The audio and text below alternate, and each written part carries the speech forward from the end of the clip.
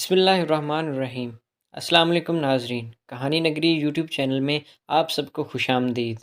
میرا نام سائمہ ہے۔ میری زندگی ایک ہی دن میں بدل گئی تھی۔ صبح سے لے کر شام تک میں کیا سے کیا ہو چکی تھی مجھے اندازہ بھی نہیں تھا، اور یہ سب میرے ساتھ کیوں ہوا تھا جب یہ وجہ مجھے پتہ چلی تو میرے قدموں تلے سے زمین نکل گئی۔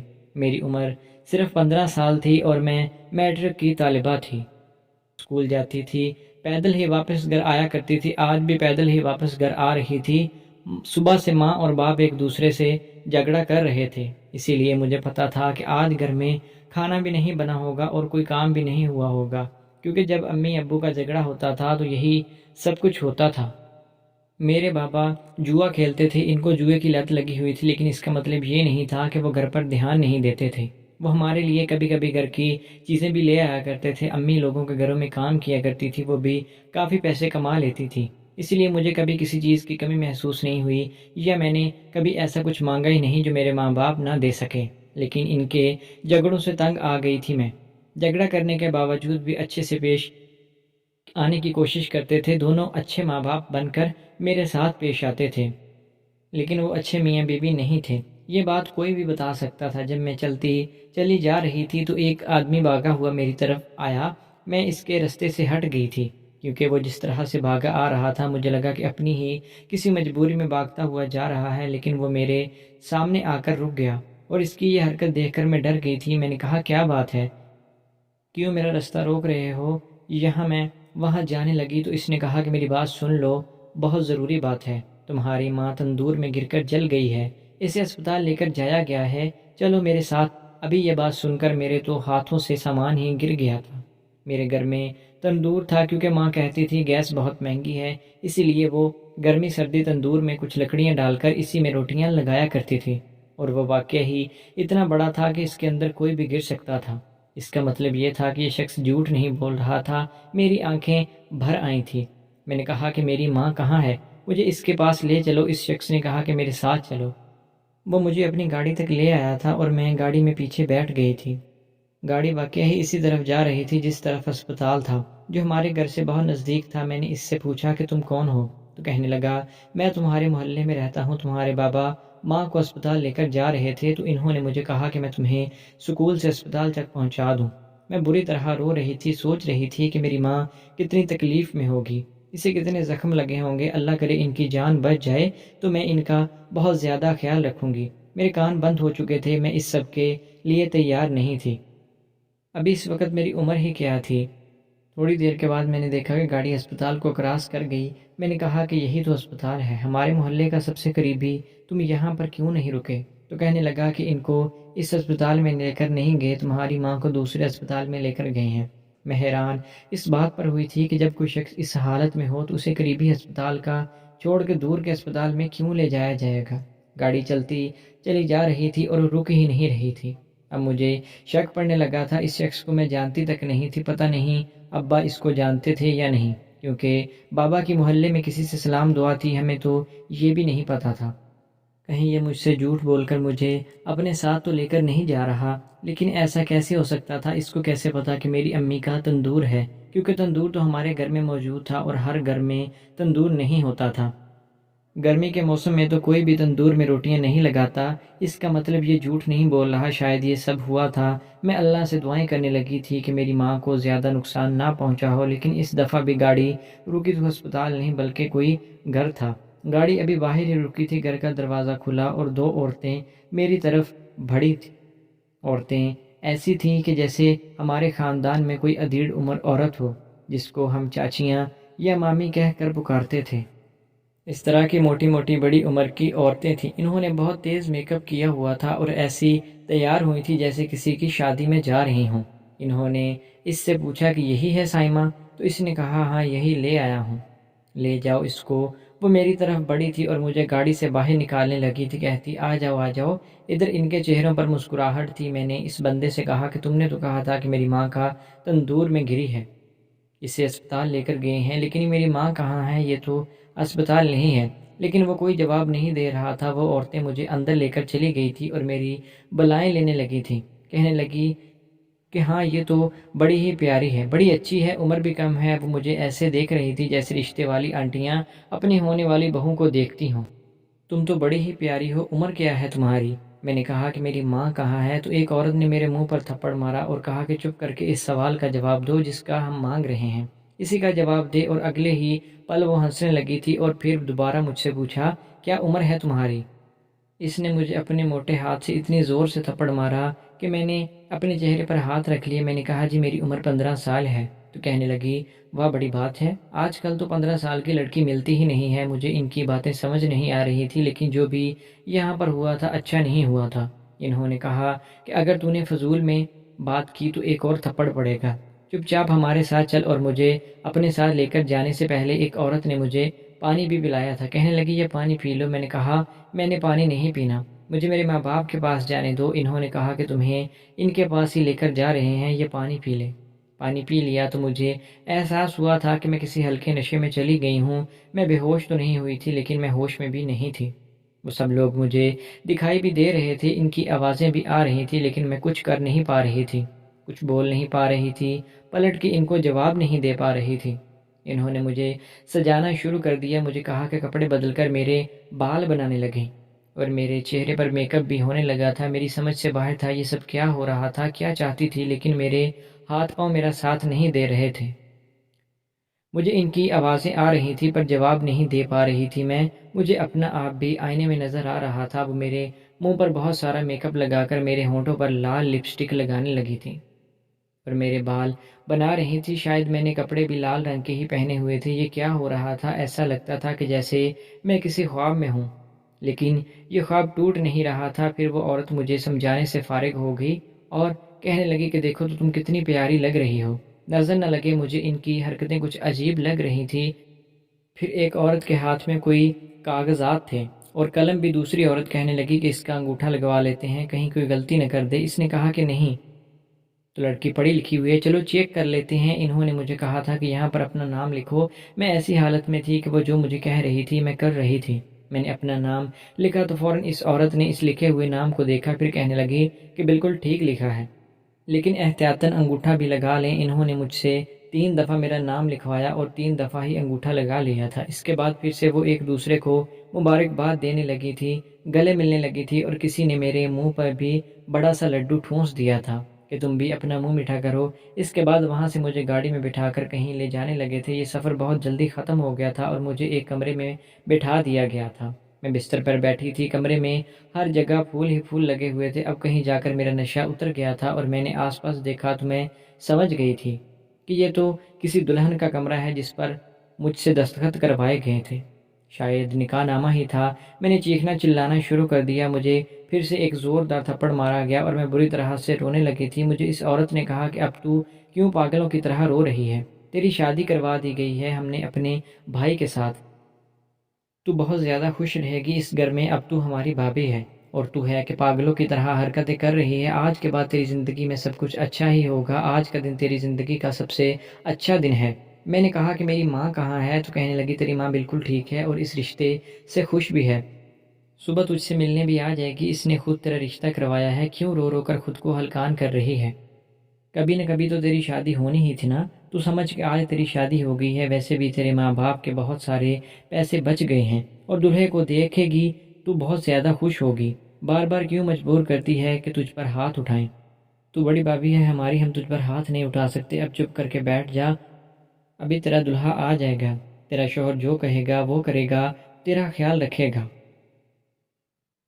چیزیں لا کر دے گا۔ میں نے کہا تم لوگوں نے مجھے اغوا کیا ہے، یہ سب میرے ماں باپ کی مرضی سے نہیں ہو سکتا، وہ تو میری شادی کرنا ہی نہیں چاہتے تھے، مجھے میرے ماں باپ سے ملوا دو۔ تو کہنے لگے پاگل، جو لوگ اغوا کرتے ہیں وہ نکاح نہیں کرتے، تو بھی چھوٹی ہے، تجھے سب چیزیں ابھی سمجھ نہیں آئیں گی۔ اب ہم جا رہے ہیں اس کمرے سے اور ابھی تیرا دلہا یہاں پر آ جائے گا، اس کے سامنے اس طرح کی حرکتیں نہ کرنا، وہ بڑا غصے والا ہے، پیار سے پیش آنا، عزت سے بات کرنا تو وہ بھی تجھے عزت دے گا، اگر اس طرح کی فضول حرکتیں کی تو باہر اٹھا کر پھینک دے گا۔ میں بری طرح سے ڈر گئی تھی کہ میرے ساتھ کیا ہوگا، اگر یہ سچ بول رہی ہوئی تو کیا واقعی ہی میری شادی ہو گئی، وہ بھی ایک ایسے انسان کو جس کو میں نے آج تک دیکھا بھی نہیں تھا۔ میری شادی میں میرے ماں باپ بھی نہیں تھے، میرے ماں باپ کے بارے میں جھوٹ بولا گیا اور مجھے یہاں تک لایا گیا، ان لوگوں نے مجھے اغوا کیا تھا۔ یہ جھوٹ بول رہے تھے کہ یہ سب کچھ ماں باپ کی مرضی سے ہوا تھا۔ ایسا کیسے ہو سکتا تھا کہ وہ اچانک سے میری شادی کروا دیتے، اور وہ بھی اپنی غیر موجودگی میں؟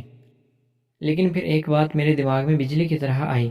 صبح میرے ماں باپ کی لڑائی کس بات پر ہوئی تھی؟ مجھے یاد ہے کہ جب وہ لوگ لڑ رہے تھے تو میں کمرے میں بیٹھی اسکول جانے کے لیے تیار ہو رہی تھی۔ ان کے جھگڑے میں کبھی بھی میں نہیں بولتی تھی، کیونکہ مجھے پتا تھا یہ ان کی روز کی روٹین ہے۔ ان کی آوازیں آ رہی تھیں لیکن میں ان پر غور نہیں کر رہی تھی۔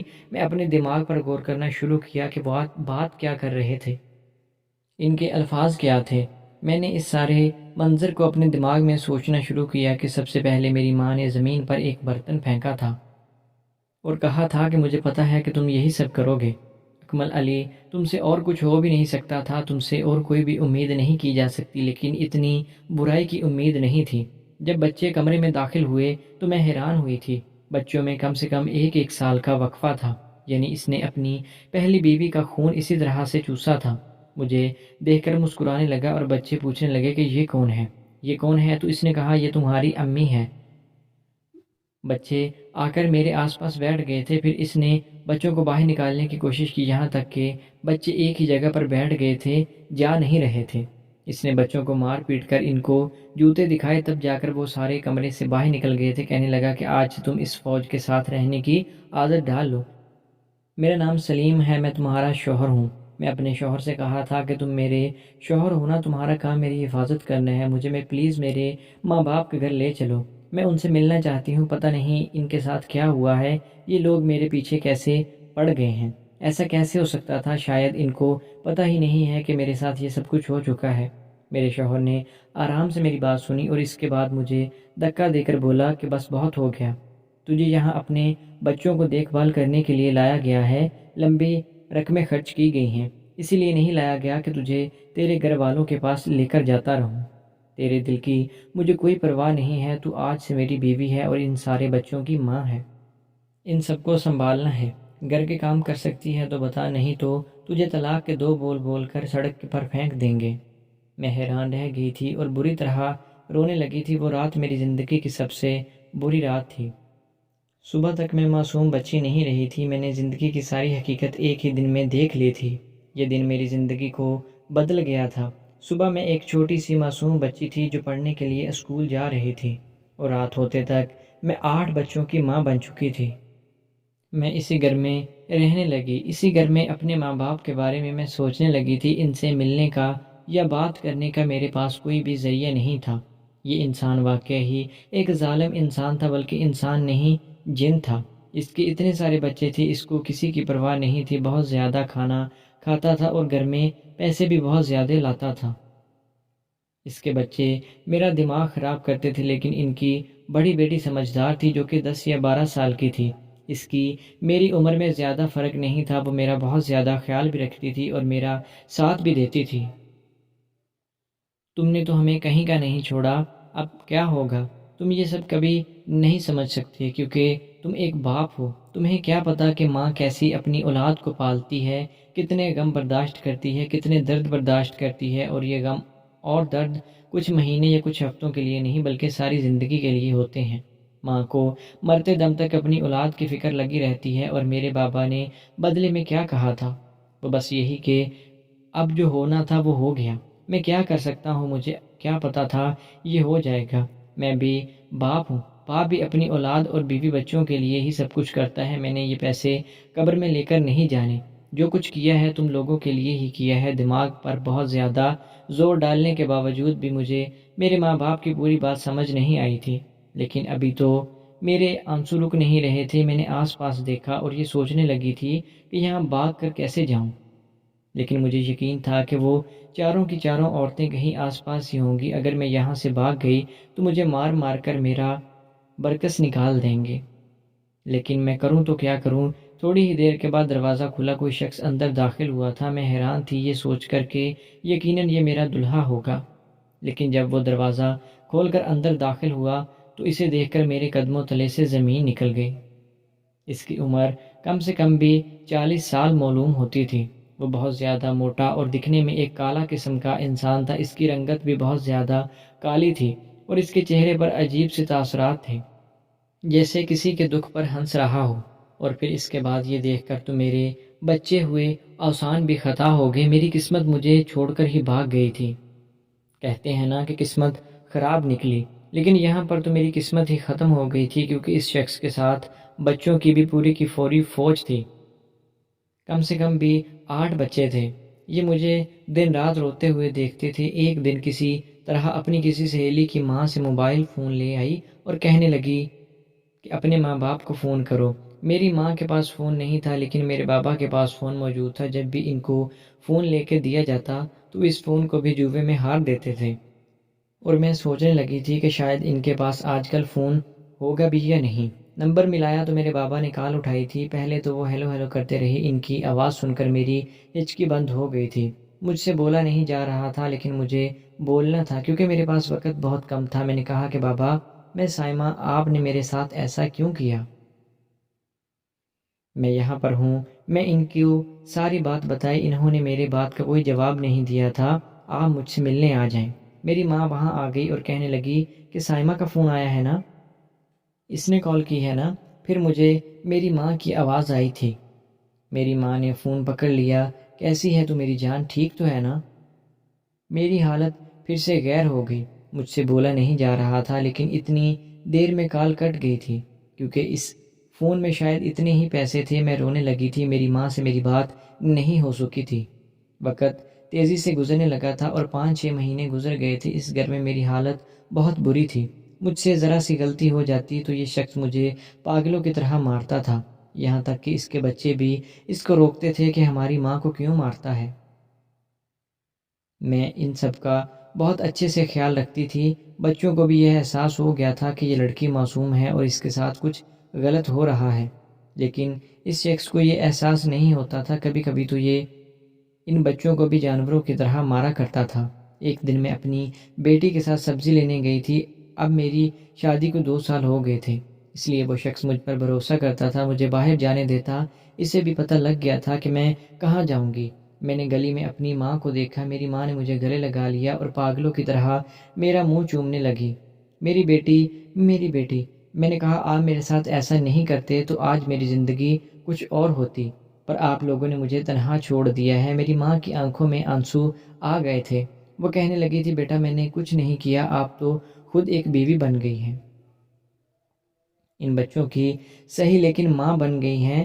تو سمجھ سکتی ہے کہ ایک عورت کتنی کمزور ہوتی ہے۔ تیرے باپ نے تجھے بیچ دیا تھا، اس نے تیرا سودا کیا۔ میں نے بھی اس شخص کو دیکھا ہے، اس نے کہا تھا کہ میں اپنی بیوی بنا کر رکھوں گا، مجھے اپنے بچوں کے لیے کوئی لڑکی چاہیے۔ جہاں شادی ہوئی ہے وہاں پر کم سے کم تجھے اچھا کھانے پینے کو تو مل رہا ہے نا، تیرا اپنا ایک گھر ہے۔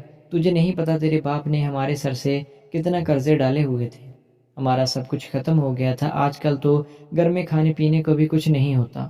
میں نے اپنی ماں کو ساری بات بتائی۔ میں نے کہا مجھے روٹی مل رہی ہے لیکن مجھے عزت نہیں ملتی، میں خوش نہیں ہوں اور میں اس شخص کے بچے پیدا نہیں کرنا چاہتی۔ اب سب پتہ چل گیا ہے تو بس یہ بتا کہ میری ڈیل کس نے کروائی تھی۔ میں پولیس کے پاس چلی جاؤں گی اور ان کو سب کچھ بتا دوں گی۔ میری مدد کبھی نہ کبھی ہوتی، کیونکہ پولیس بھی اس معاملے میں نہیں پڑتی۔ لیکن اس دن قسمت سے پولیس میں ایک عورت کھڑی ہوئی تھی جو بہت بڑی NGO کی مالک تھی۔ اس نے میری کہانی سنی تو اس نے فوری مدد کرنے کی حامی بھر لی، بلکہ وہ مجھے اپنے ساتھ سے الگ نہیں ہونے دے رہی تھی۔ اسے پتہ تھا کہ اگر میرے شوہر نے مجھے اکیلا پایا تو وہ مجھے بہت زیادہ مارے گا۔ میں نے ان کو سب کچھ بتا دیا تھا۔ اس کے بچے بھی اپنے پاس رکھ لیے، کیونکہ وہ نہ اچھا شوہر تھا اور نہ ہی اچھا باپ، اسی لیے اس کے بچے بھی ضبط کر لیے گئے تھے اور پولیس والوں نے اسے خریدنے اور بیچنے کے جرم میں گرفتار کر لیا تھا۔ میرے باپ کو بھی پکڑ لیا گیا تھا اور میں سینٹر میں آ گئی ہوں۔ یہاں میں ان بچوں کے ساتھ رہتی ہوں، میری ماں بھی میری طرح ہی یہاں رہتی ہے۔ پتہ نہیں ہمارا مستقبل کیا ہوگا، ہمارے ساتھ کیا ہونے والا ہے، لیکن ہماری زندگیاں ایسے مردوں سے بچ گئی ہیں جو صرف نام کے ہی مرد ہیں، جن کی مردانگی صرف اور صرف بند کمرے میں ہی چلتی تھی کہ مرد۔ اس کا مطلب یہ نہیں ہوتا کہ وہ آپ کو بیچ دے یا عورت کو اپنے پاؤں کی جوتی سمجھے، اسے جانوروں کی طرح پیٹے یا اسے بچے پیدا کرنے کی مشین سمجھے۔ مرد کا مطلب ہوتا ہے محافظ، جو عورت کی حفاظت کرے، اور میرا شوہر اور میرا باپ دونوں ہی اس کام میں ناکام رہے تھے۔